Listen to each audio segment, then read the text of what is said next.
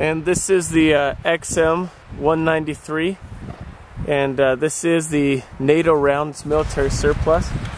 So let's go see how this does up against the XM855.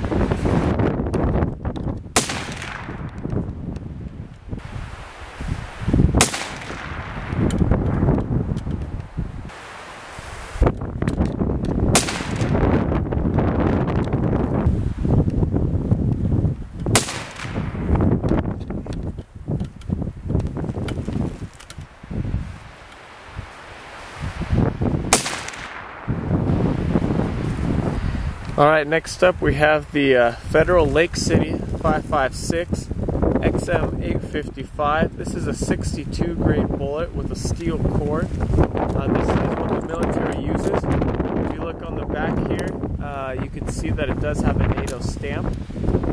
Now I want to see, we're going to run two different tests here.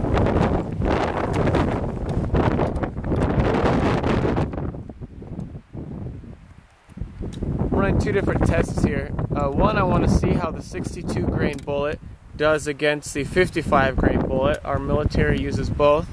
I also want to see how the American XM855 does against the Korean XTAC, which is a 65 grain or 62 grain bullet XM855 as well.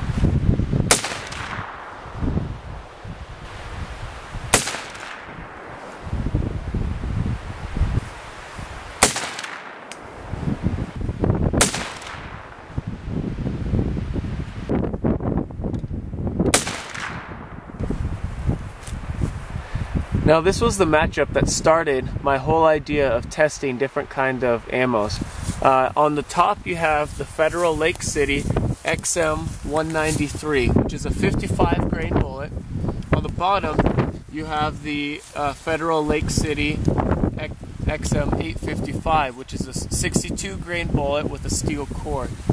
Now we're ignoring this one because it's from a different. It's from the PMC round which flew over onto this target. Now I had anticipated that the 55 grain bullet would actually do better in my rifle because it's a 1 in 9 twist.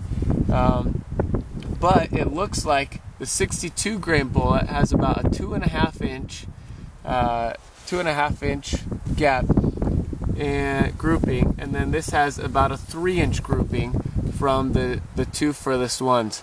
So it looks like the 62 grain bullet XM855 might be slightly more accurate. Now there's a couple reasons or a couple things I want to throw out there.